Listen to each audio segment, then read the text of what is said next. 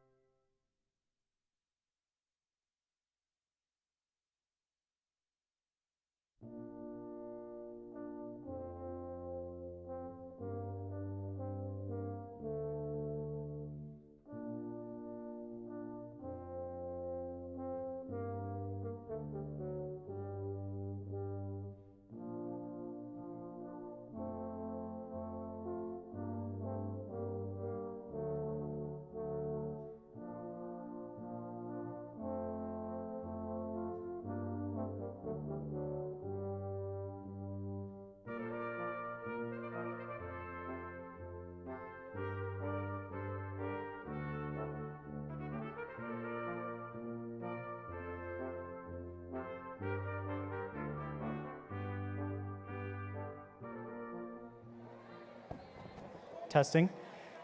Hello, folks. Once again, to the folks up in the balcony who are standing by the stairs, I do have to inform you, you do have to move. This causes a fire hazard in case of an emergency.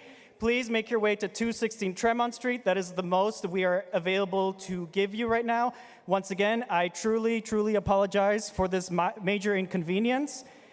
Please, once we have those stairs exited, we can start the hooding ceremony. Once again, I am so sorry, and thank you for your understanding.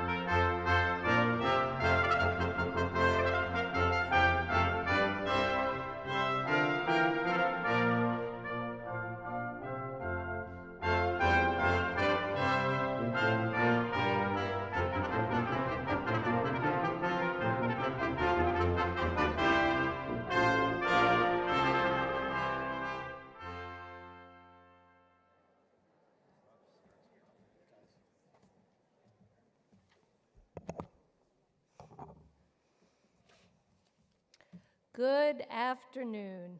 I'm Jan Roberts-Breslin, Provost and Vice President for Academic Affairs, and it is my pleasure to welcome you to the 2023 School of the Arts Graduate Hooding Ceremony. Congratulations, graduates. Job well done.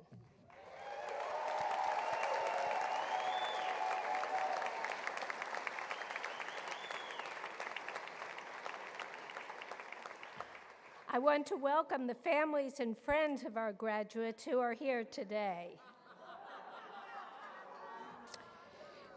Your support has been incredibly important to the success of these graduates. We gratefully acknowledge that, and we thank you.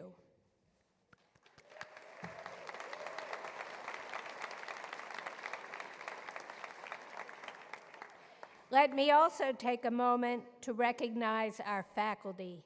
Emerson faculty are experts in their fields, scholars, artists, and professionals who care deeply about the success of their students. They help the members of the class of 2023 reach this milestone by providing an exceptional learning environment, and they have done so with care and compassion. Let's thank them.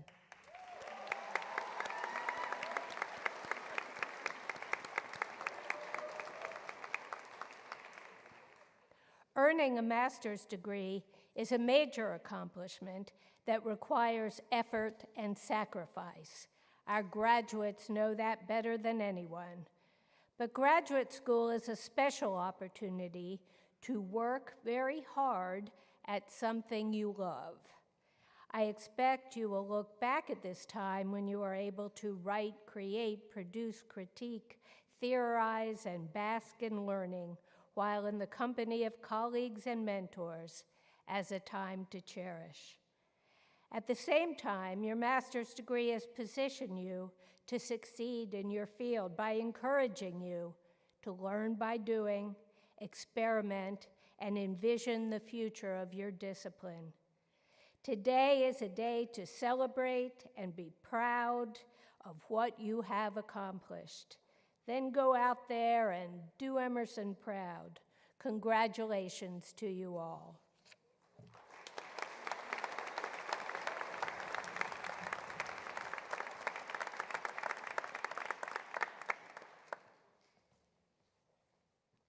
We begin with the invocation. Please stand as you are able.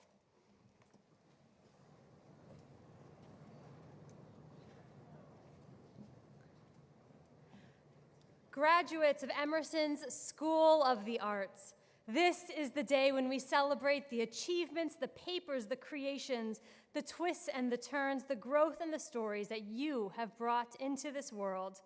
We are here to celebrate you, to celebrate us, to celebrate the journeys that have led you right here into this moment, and it is an honor to be here with you.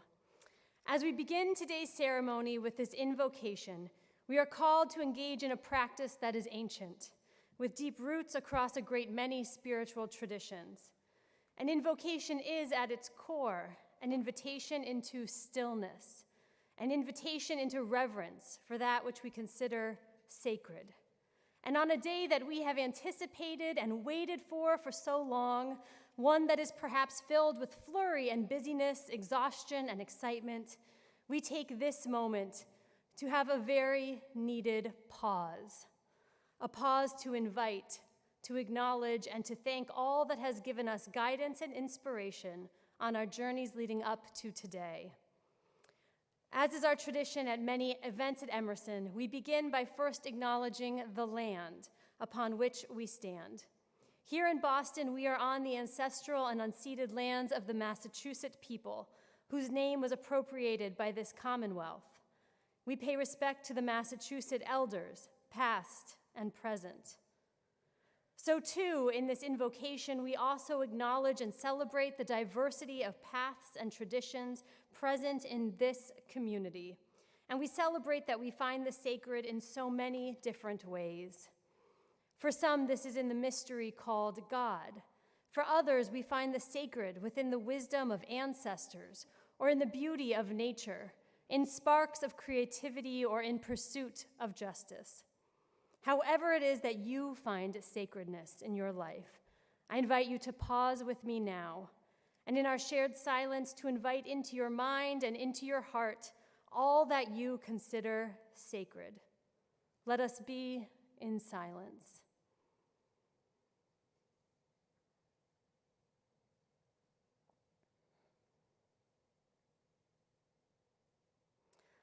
Thank you. Congratulations, and welcome each and every one of you to your well-deserved graduate hooding ceremony. Please be seated.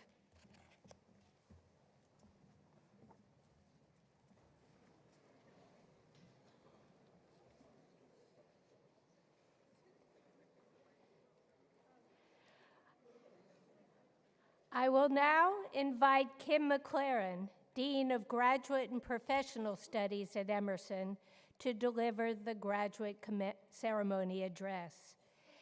Kim McLaren is a novelist, essayist, and journalist whose work explores the systemic issues in experiential terms, anchoring questions of identity, humanity, and meaning in narratives of family, friends, and self. She is the author of 3 critically acclaimed novels, 2 essay collections, and the biblio-memoir James Baldwin's Another Country, bookmarked.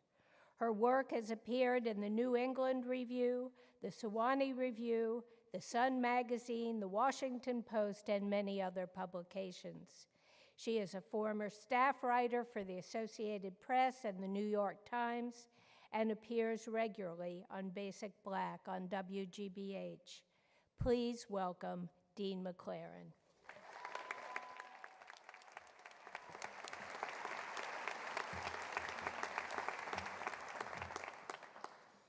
All right, good afternoon.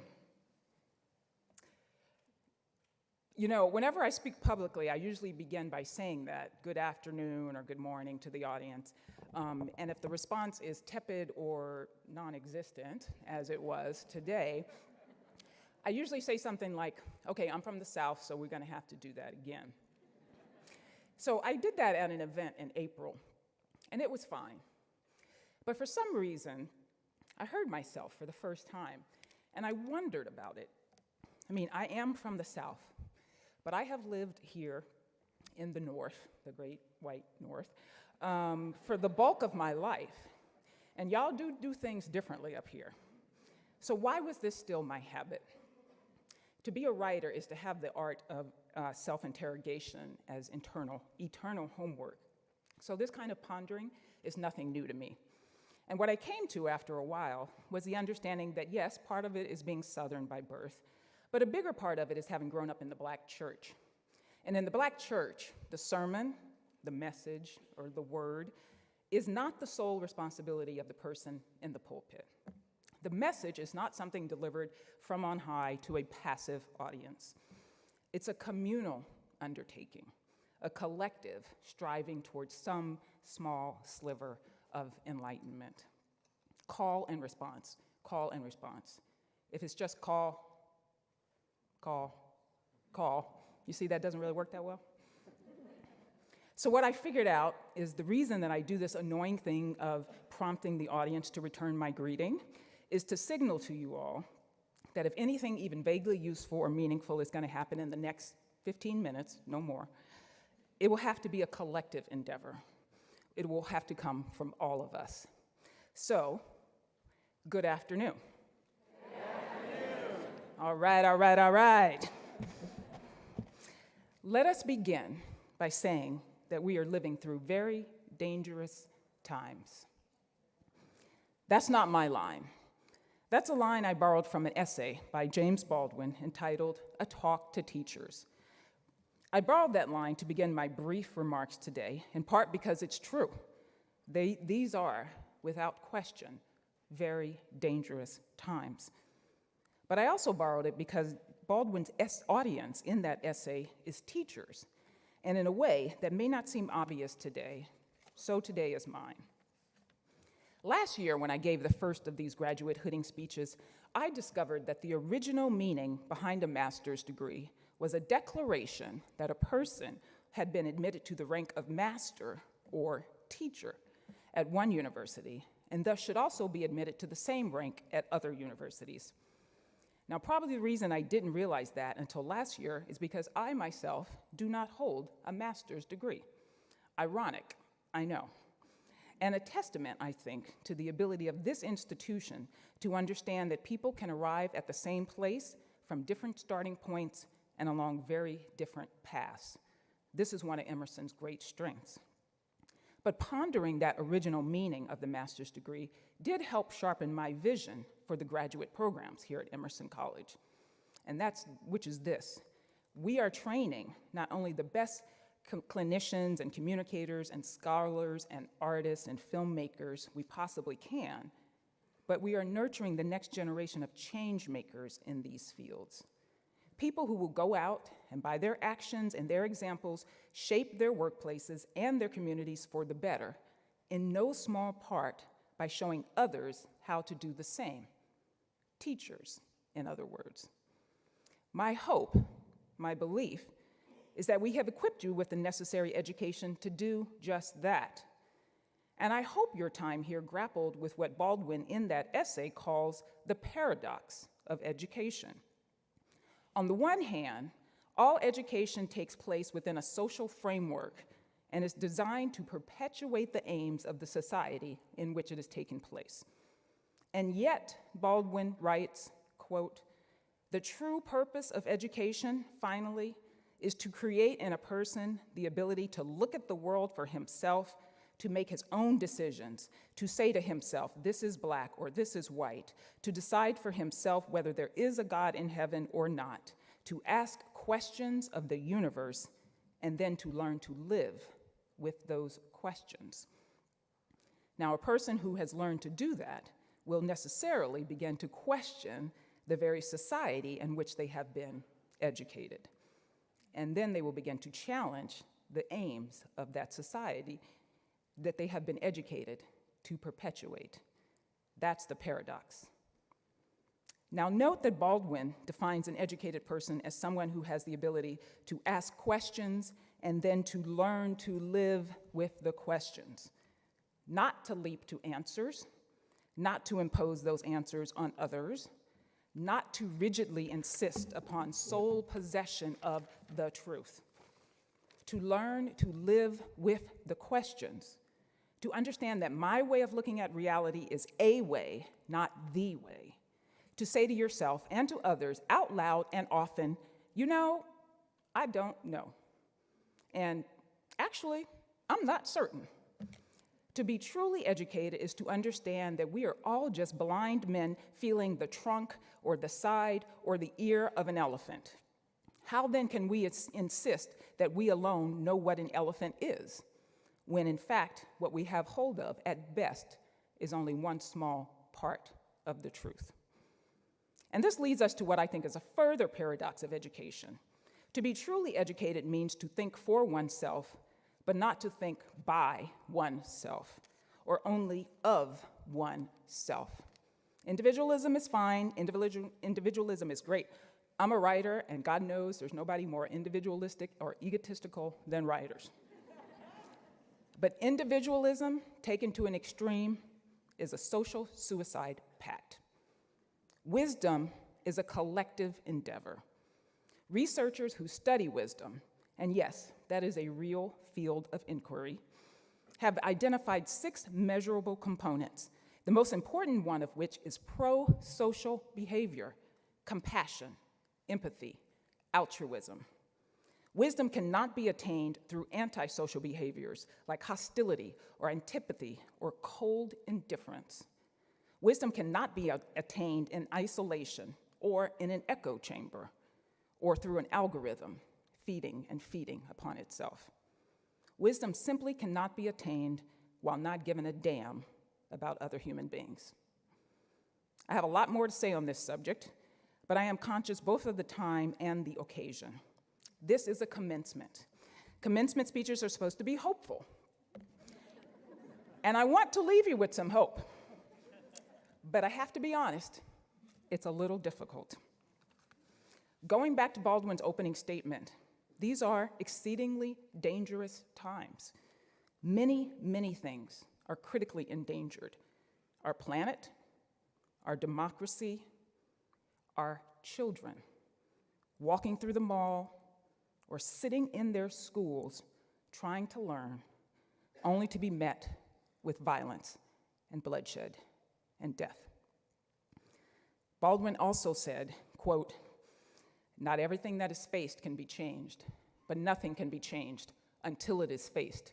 And so I'm sorry, but I must tell you that a society which does not respond, which refuses to respond when its children are endangered, a society which accepts the slaughter of innocence as the price that must be paid for some delusional, stunted notion of freedom, this is a society for which it is very difficult to have hope.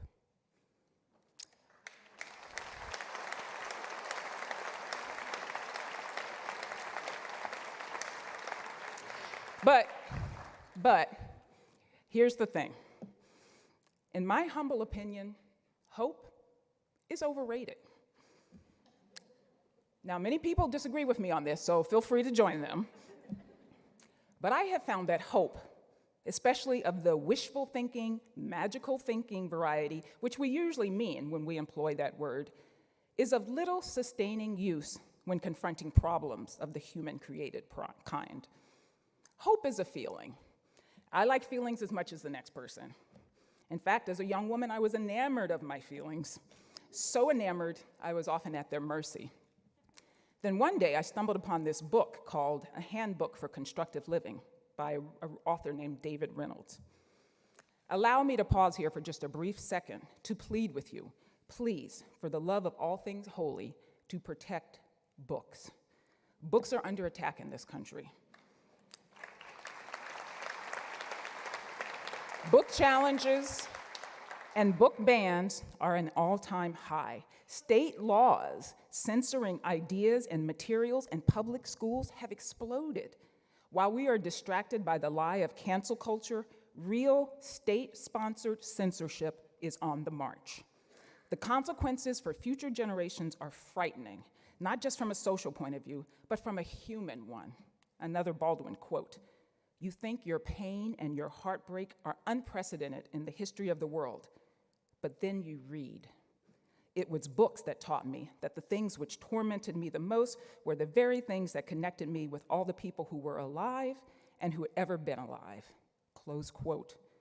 I remember very clearly reading that line in a book when I was 29 and deciding to keep living after all. This is the absolute truth.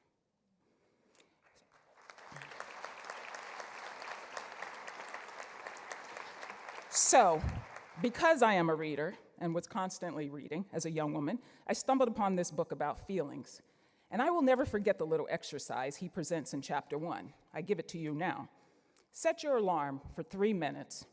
Pick an object in the room where you are, a clock or a chair, and focus both your gaze and your thoughts on that object until the alarm goes off. What do you think is going to happen?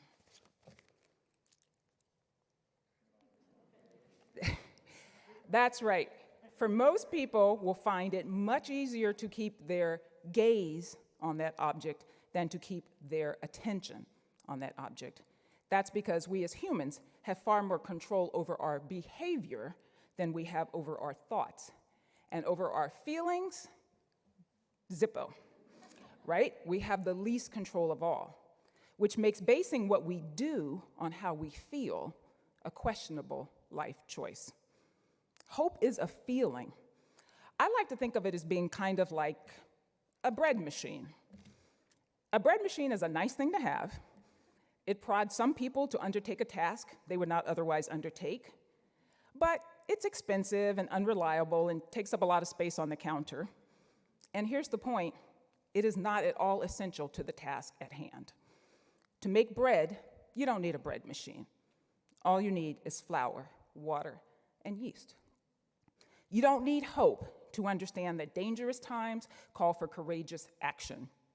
You don't need hope to understand that every action you take in a day, how you greet people, how you drive, how you vote, how you either just shrug your shoulders and accept homelessness and poverty and an orgy of gun violence, or work against these things, refuse to accept them, these actions either make your society more or less humane.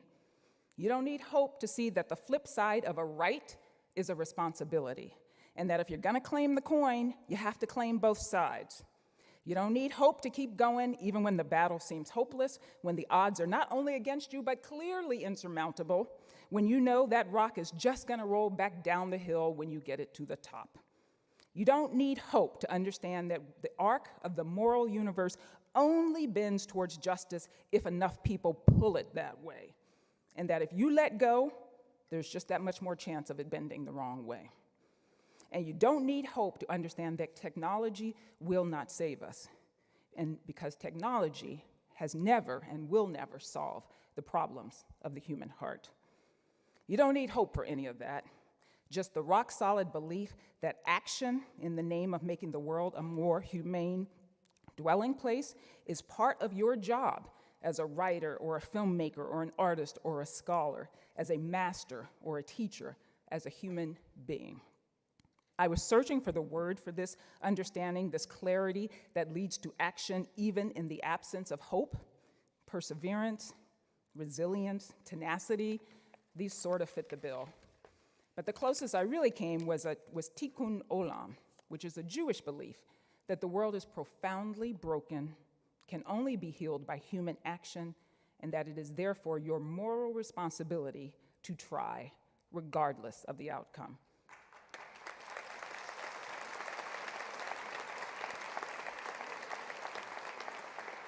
A shorter word for this might be integrity, or perhaps agency. And if, as the poet says, hope is a thing with feathers, agency is a thing with legs. To show that I'm not a total grouch, I'm going to leave you with a story I used to tell my kids when they were little. A young girl is walking on the beach early one morning, and she sees thousands of starfish tossed up on the beach by a storm. She knows that the rising sun will kill the starfish, so she begins picking them up one by one and tossing them back into the sea. An old man walking past stops to watch her. "Little girl," he says, "you'll never get all those starfish back in the water in time. You can't make a difference." She pauses for a second, then reaches down, picks up a starfish, and tosses it into the waves. "Made a difference to that one," she said. My hope is that when you go out into the world and encounter starfish that need saving and hopeless bystanders who need a model of integrity and agency, and you will, that you'll remember what you have learned here at Emerson College, and that whether or not you are feeling in that crucial moment that feathery thing called hope, you will roll up your cuffs, wade into the tide, and start picking up starfish. Congratulations. Enjoy your day, and then let's get to work.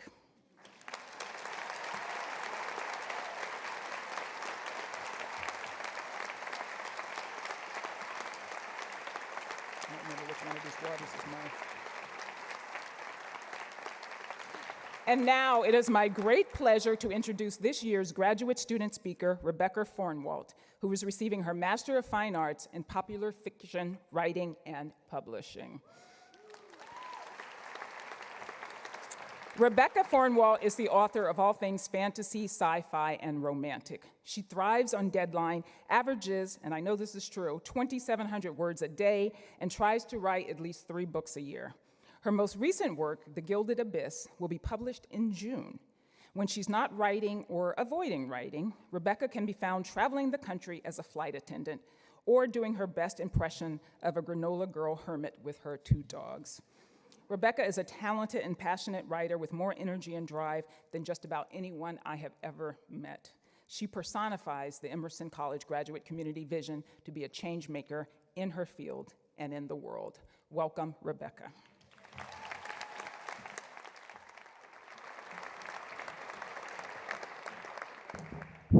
Oh, okay, I'm used to doing intercoms on an airplane, so this is going to be really fun. Also, the seat duplication nightmare, deeply apologize for that. I know I had nothing to do with it, but I am still sorry because that is quite literally my day job.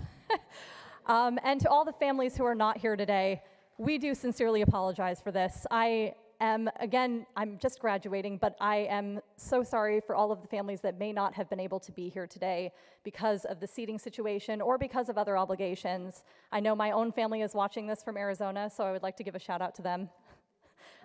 So I feel you guys, any graduates here without family physically in the room, trust me, I'm there. Okay, my name is Rebecca Thornwalt. I self-publish under the pen name Rebecca Thorn, although it wasn't always like that. In fact, before I earned this degree and tested the waters with self-publishing, I actually was slogging through the querying trenches trying to find a literary agent. I spent 3 years and 3 novels before I finally found one. I worked with her for 4 years in the traditional publishing space, and the pandemic nearly wiped out my creativity. I was finally able to sell a novel, and I really thought that I had made it. I mean, I had worked 7 years to get to that point of being able to sell a book traditionally. My middle grade debut novel was supposed to come out in 2020, and then the pandemic hit. My release was pushed back to 2021, and I got to sit at home waiting for this major milestone and watching the publishing industry fall to shambles around us. It really looked like doomsday. That sounds dramatic, but that was what it felt like. We were facing paper shortages where people were thinking that books wouldn't be stocked in stores. We were facing editors not accepting submissions because these publishing houses didn't have the money to buy them anyway. We were facing agents leaving the business and agencies closing their doors. When my debut novel was finally released, the big day was lackluster at best. I had spent so long imagining what that would feel like, and it wasn't anything like I imagined. It was easy to get disheartened, easy to lose steam. I'd spent 8 years pursuing this, and it wasn't amazing. So what was the point after all of that work? Of course, I'm a writer at heart, and not writing is literally misery to me, so I guess that was the point. At a time when my career was shifting, my housing situation was uncertain, it wasn't a surprise that I wanted to regain some control and rekindle a passion. I found Emerson's popular fiction program, and it hooked me immediately, mostly because there's really nothing else like it out there. I'm going to be honest, when they asked me to be the commencement speaker, I don't know why, but I thought it was just going to be the pop fic students. We have graduates of film, writing, theater, and everything in between. You guys may not all be writers, but you are all creatives, and you all have a passion for a craft. And that passion, plus that creativity, is what will bring you success. Because here's the thing. It's not enough for colleges to offer a pretty piece of paper on our wall. It's not enough for us to have bragging rights at our next get-together. As students, we want marketability. We want to make back the money that we spent on this pretty degree. So Emerson didn't teach me how to write. I learned that years ago from craft books on my own and practice. What I needed was an education on how to sell books. I needed to learn how to make money off of my craft. And with this degree, I have managed to do that. I went from selling 1 book traditionally with an advance so laughably small I couldn't have survived for a month off of it, to selling so many books per month that I could quit my job as a flight attendant tomorrow if I wanted and do this full time. Thank you. Thank you. I'm excited too. I went from having a negligible social media following despite years of trying to now having over 19,000 followers on TikTok and growing. At Rebecca Thorn. I went from following the correct path to publication, which is traditional publishing, to blazing my own trail, trying something new that seemed a little scary, and finding everything I wanted from it. I would never have been brave enough for that without Emerson's curriculum. Here, I feel that we are encouraged to be bold. We want to be pushing the standard, breaking into something new. At every turn in my degree, I was supported by professors and staff who pushed me to be better, write more, think creatively. In my marketing course with Professor Schweitzer, I was encouraged to join TikTok, which is now the primary source of my entire audience. We paid attention to marketing trends and learned how to quantify audience to write our books better towards them. Little things that I wasn't thinking about before, and now I can't turn off in my brain. In Professor Burke's course, we learned about genre blending, breaking the mold to create fresh new books of the oddest genre combinations. We've seen this in indie publishing. As independent authors write whatever they want and go viral, traditional publishing is scrambling to keep up. A great example of this is Legends and Lattes by Travis Baldree, which created the cozy fantasy genre last year. You never saw that genre before that book was published, and now cozy fantasy is about to explode. You watch. Genre blending helped me realize that even my wildest dreams may have an audience someday. During an independent study with Dean McLaren, I was able to fine-tune a curriculum on getting published, which reaffirmed my true dream of becoming a teacher and teaching writing and publishing in the future. To further that goal, Emerson gave me a platform to teach my fellow students about publishing last fall over a 2-day seminar, which was super cool. With all of this support, I found the courage to leave my literary agent last April. I wrote my own cozy fantasy over the summer. I self-published it in September, and now I can do this full-time. It turns out that all I had to do to achieve this lifelong dream was not follow the normal path. That is what Emerson has done for me, and what I hope these degrees will do for you as well. With this experience, we are the next generation of creatives. And in a world where AIs are stealing art and pushing out artists, or where a TikTok ban could force small businesses into anonymity, or where book bans are rampant and our marginalized rep is being threatened, we don't have the luxury of merely producing art. We have to be bold, determined, and creative as hell. So let's get out there and disrupt the world. Thank you.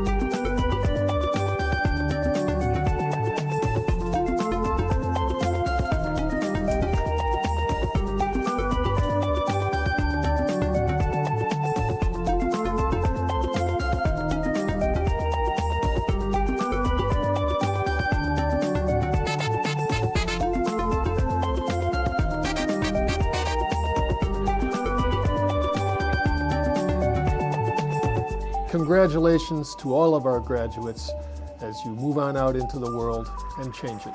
Are you going to be a super thoughtful and engaged leader no matter where you go? I think I'm a forever student, and maybe you are too. Stay curious, stay open to learning. Make sure that you always find time for yourself. I hope that our program has given you the tools to know how to go out and tell the very best stories. Remember, the best thing that you'll ever create is yourself.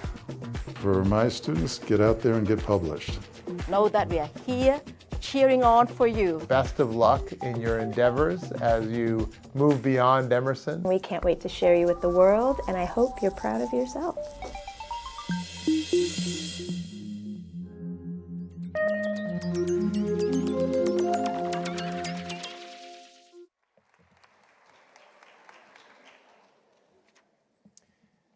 And now, the moment you've all been waiting for. Will all of the master's degree candidates please rise? Provost Roberts Breslin, on behalf of the faculty of the School of the Arts at Emerson College, I have the honor of presenting to you the candidates for the degrees of Masters of Arts and Master of Fine Arts who have successfully completed all requirements. Thank you, Dean Sabal. Graduates, please come forward to receive your hood.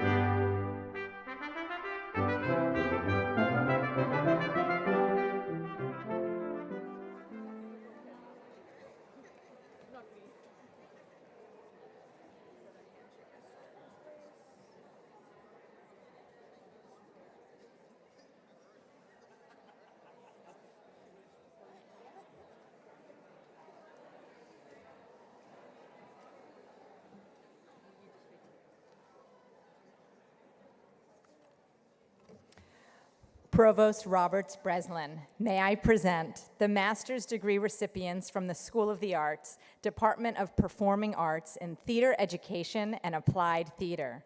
Akiba Vanessa Naya Abaka.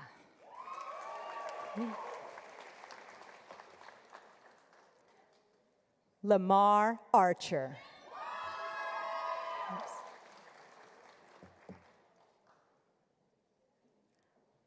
Margaret Pearson Cabazud.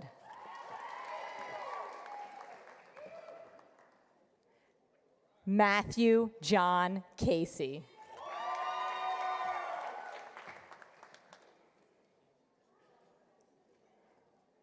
Alexandra Isabel Delgado Ferrer.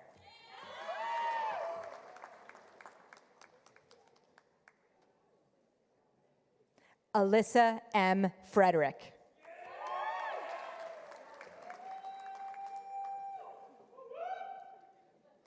Leah Elizabeth Hamilton French.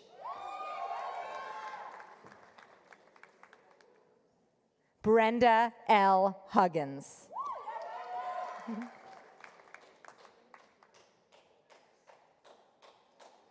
Victoria Lee Isati.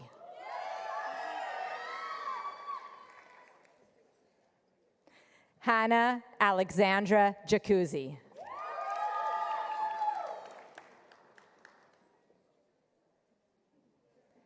David Lee Giles Jr.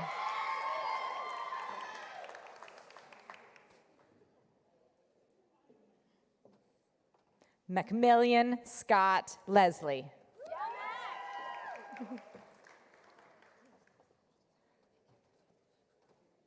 Casey Elaine McFerrin.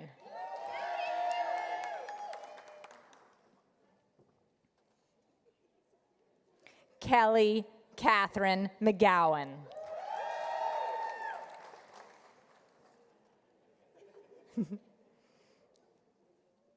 Kelly Marie O'Brien.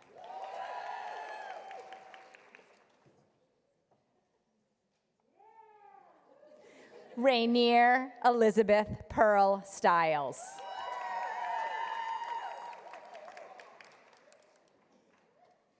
Michael Pizzatora.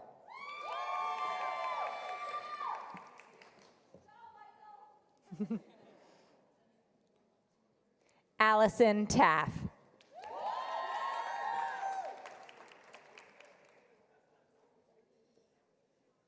Jennifer M. Tarr.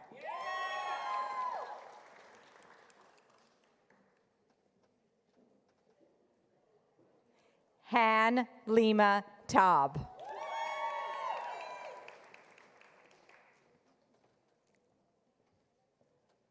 Sarah Jane Troutman.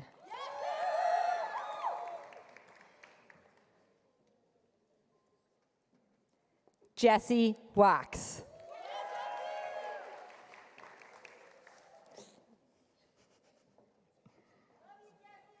Tabitha Wallace.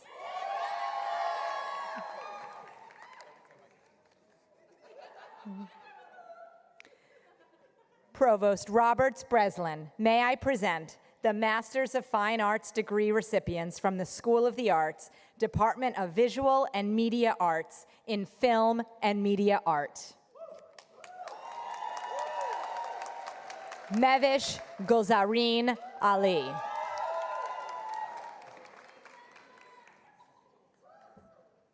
Masood Arabkucha Katibi.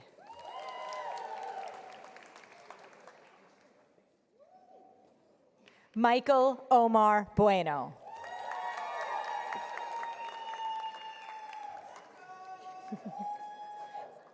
Donald Jacob Cadman.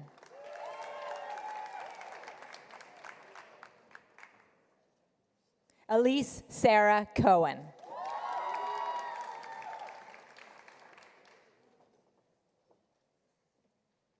Stephen L. Fong.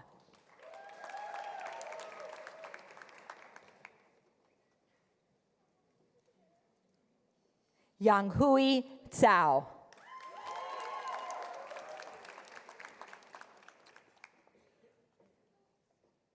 Richa Iyer.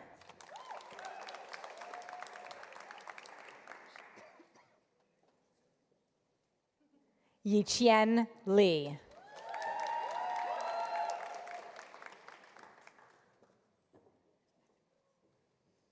Molly Elizabeth Lockman.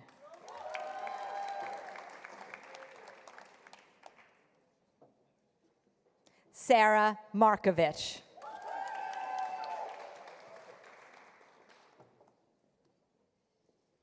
Lauren Christine Musgrove.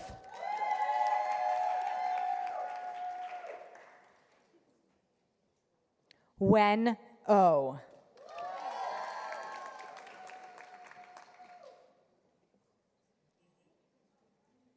Natalie Crachiaulo Peracchio.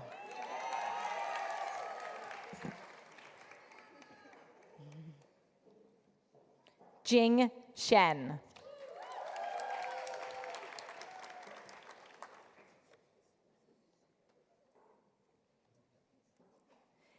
Xavier J. Stone Sr.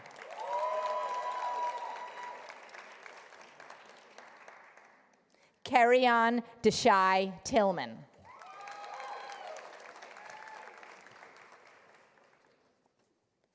Provost Roberts Breslin, may I present the Masters of Fine Arts degree recipients from the School of the Arts, Department of Visual and Media Arts in Writing for Film and Television. Paige Alexandra Adams.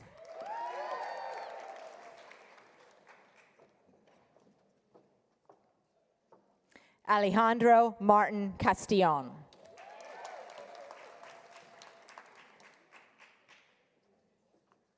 Gerard B.J. Aglitis, Jr.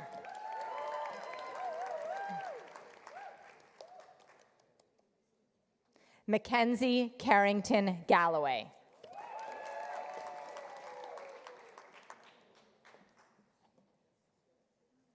Catherine Meyer Gamble.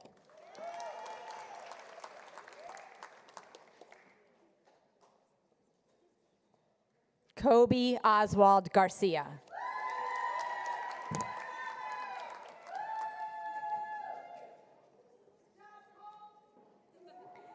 Lindsay Claire Jardina.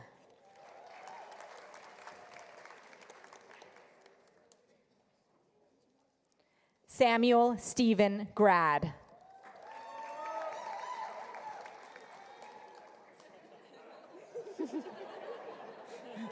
Jacqueline Ann Grant.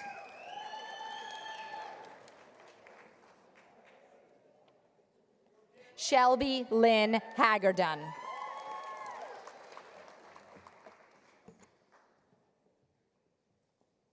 Noelle Marie Haynes.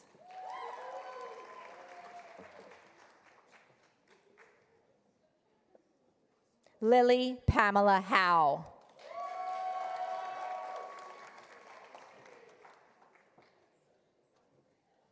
Adina T. Kruskal.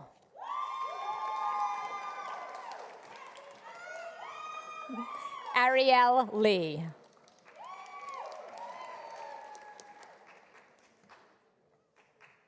David Ramon Leon.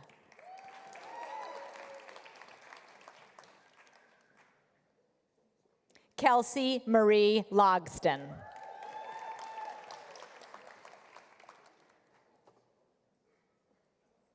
Devin Gareth McGrath Conwell.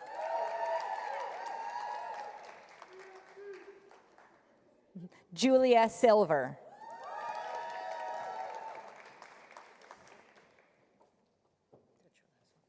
Joseph Wachowski.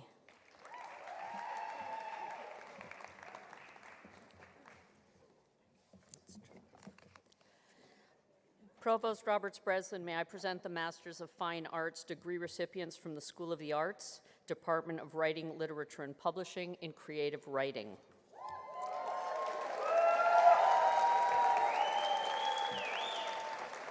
Victoria Elise Alvarez. Lex Amaris.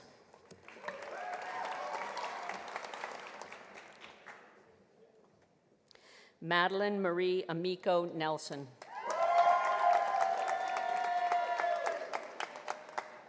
Gabriela Anna Barone. Sarah Charrington Beckman.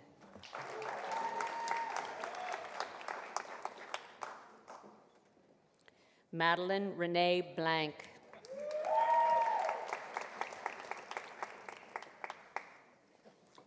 Genevieve Renee Calloway.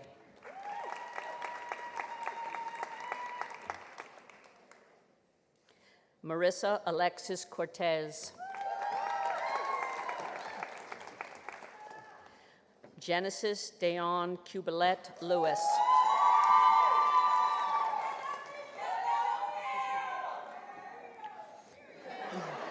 Christina Ashley Fasone.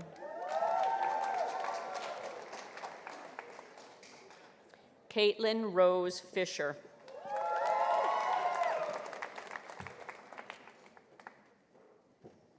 Michaela Lynn Fitzpatrick.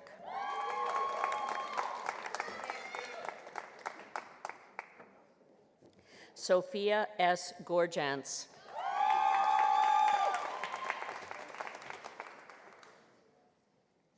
Graham C. Gutman.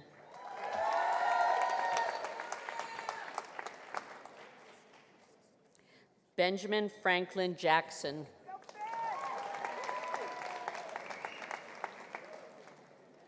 Jacqueline Olivia Janusis.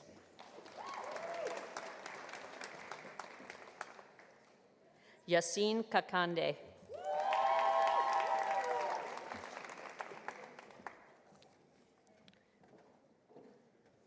Lily Diamond McHugh.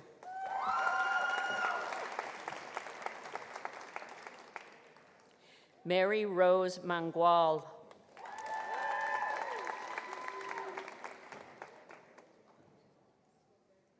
Nolan Barrett Nightingale.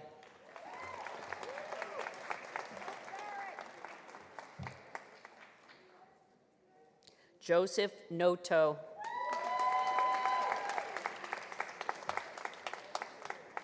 Sarah Hannah Novak.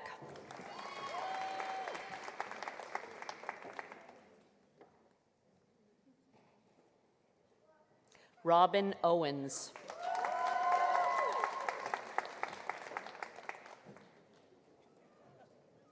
Jordan Denise Rainier.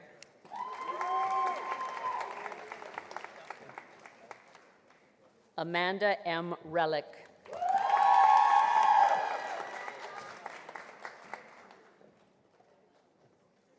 Tatum M. Rogers.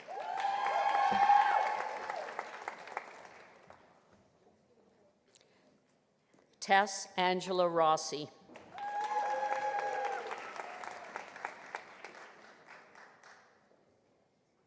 Emily Rose Sherney. Joyce Adina Schultz.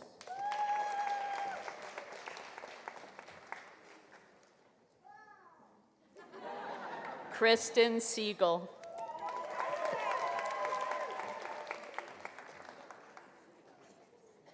Jessica Sisavath.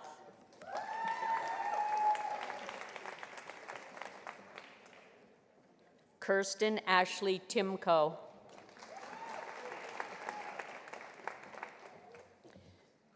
Grayson Laurie Campbell Ukeli.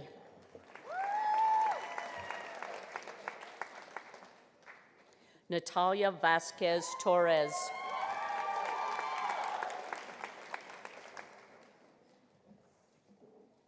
Provost Roberts Breslin, may I present the Master of Fine Arts degree recipients from the School of the Arts, Department of Writing, Literature, and Publishing in Popular Fiction Writing and Publishing.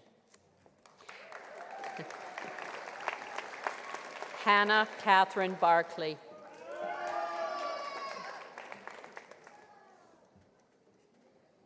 Morgan Hope Blackwelder.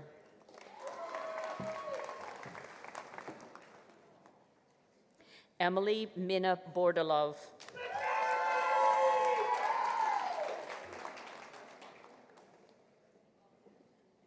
Sydney Danielle Davenport.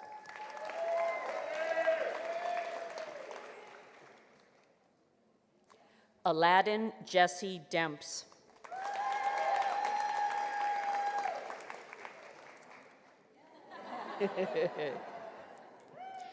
Lizzie Elizabeth Doolin.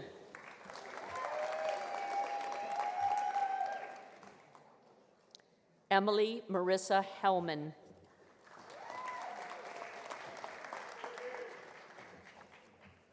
Rebecca Erin Fornwalt.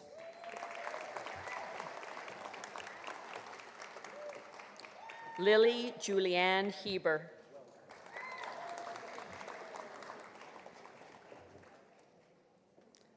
Kimberly Messer.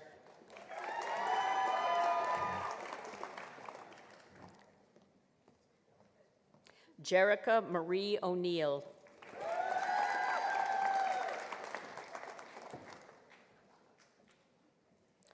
Bridget Elizabeth Pertel.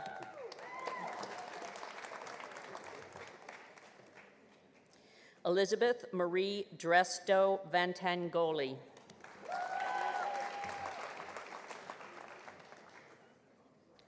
Jocelyn Jean Wallen.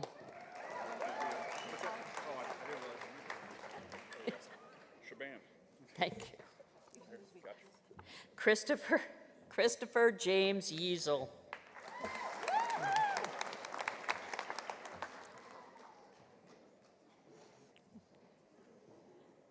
Jillian Zakia.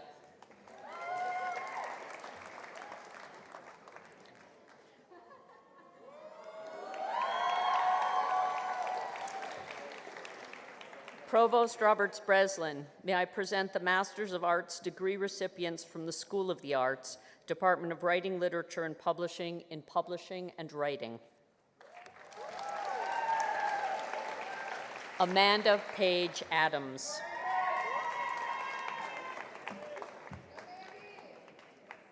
Aaliyah L. Adrian.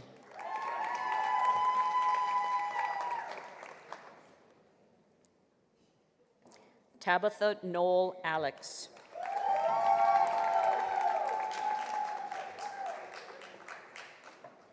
Olivia Grace Barton Menduno.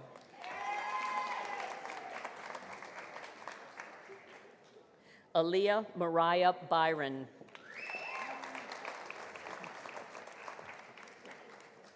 Candice Nicole Boren.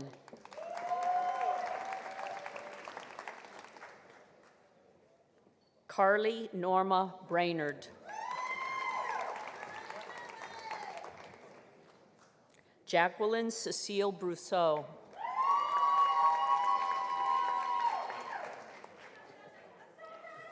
Ashley Rose Burns.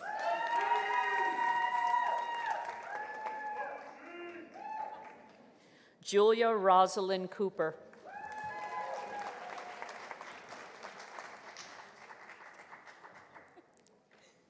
Nicole Cotton.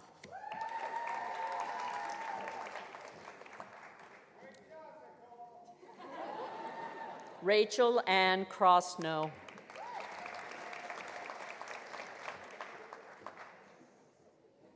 Sierra Nicole Delk.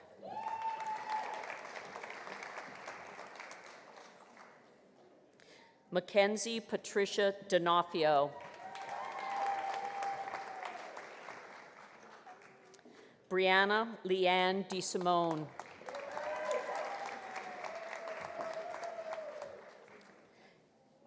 Kellen Berzabal Edie.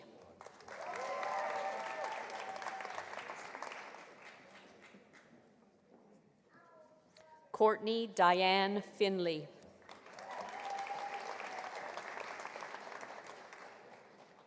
Sarah Maria Fuller.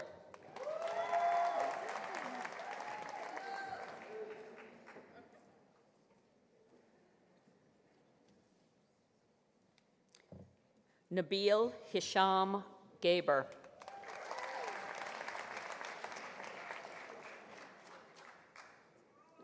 Thomas Carl Garback.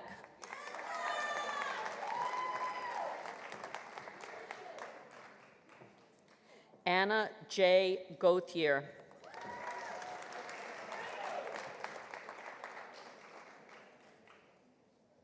Amanda Elizabeth Gillette.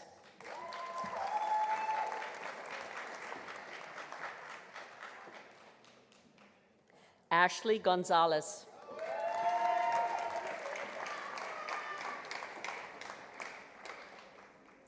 Catherine Elizabeth Healy.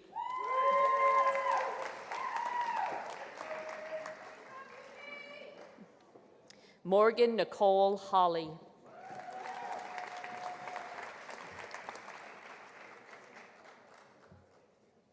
Emily Ann Holozak.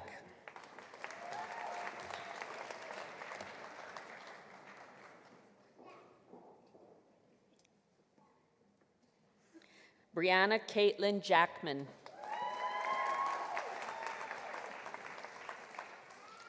Emma Irene Castor.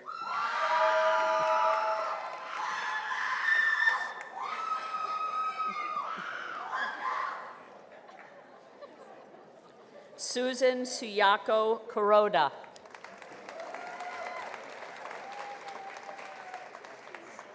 Courtney Elizabeth Laverne.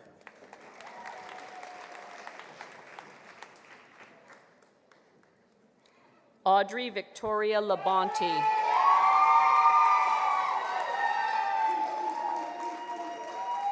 Charlotte Marie Lackney.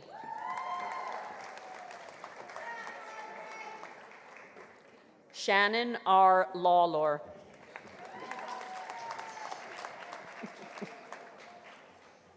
Thank you. Leah Marie Matarazzo. India Miraglia.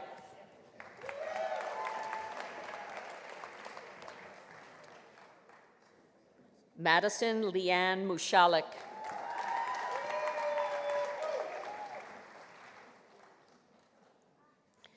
Allison Rose Orsini.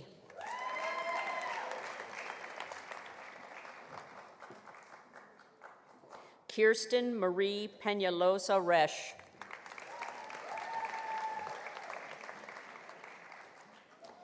Cassandra Merlee Lonnok Fawn. Polino Petochevska.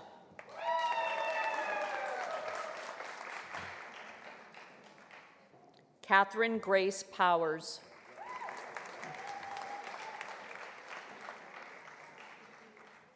Riley Jean Preston.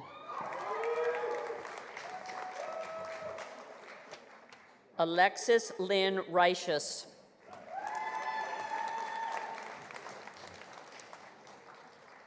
Jennifer Rodriguez.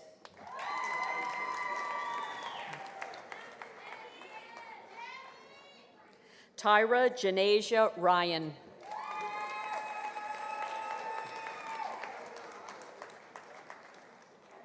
Tara Rose Salvati.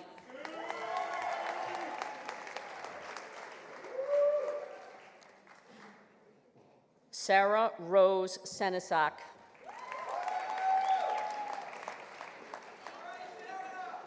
Caitlin Adele Shokes.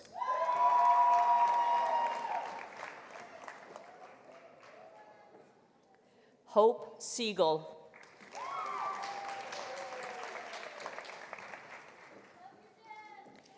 Emma Escott Strubing.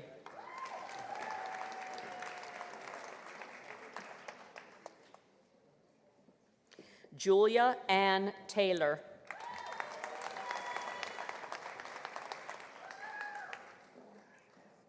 Taylor Nichols Teague.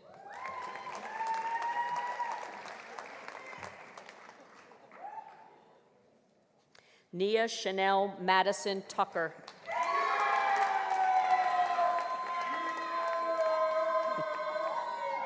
Rachel Ellen Twersky.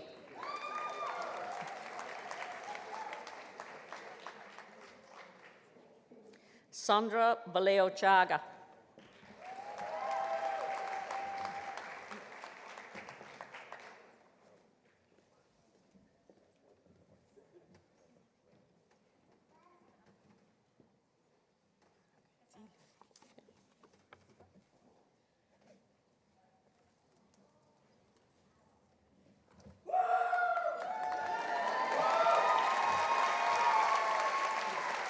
Elias Ross Wilson.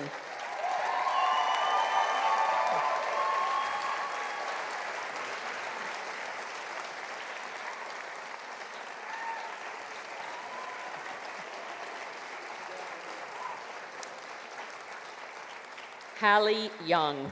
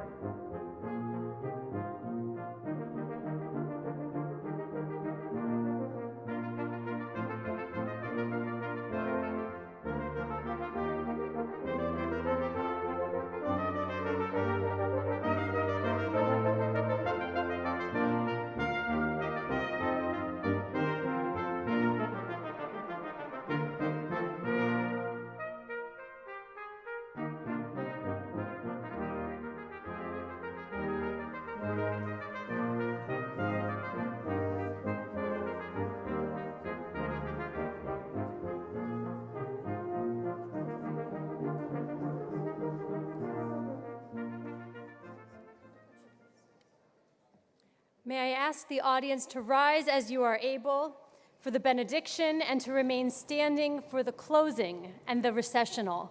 Thank you.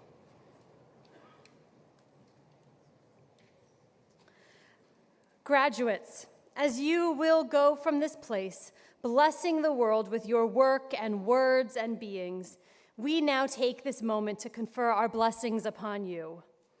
May you trust always in your wisdom, for it is a sacred compass within you and around you. May you always treat yourself with gentleness, for you are worthy of compassion and care.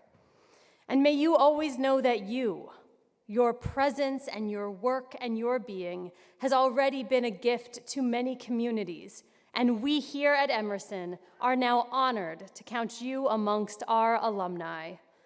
Now go forth with our pride in you, with our belief in you, and with our hopes that you will inspire others as you have inspired us. Congratulations and go in peace.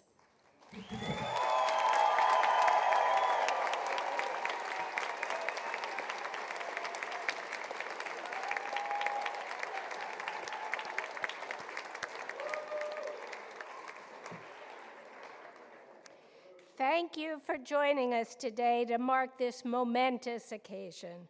Congratulations again to the Emerson College School of the Arts, class of 2023. This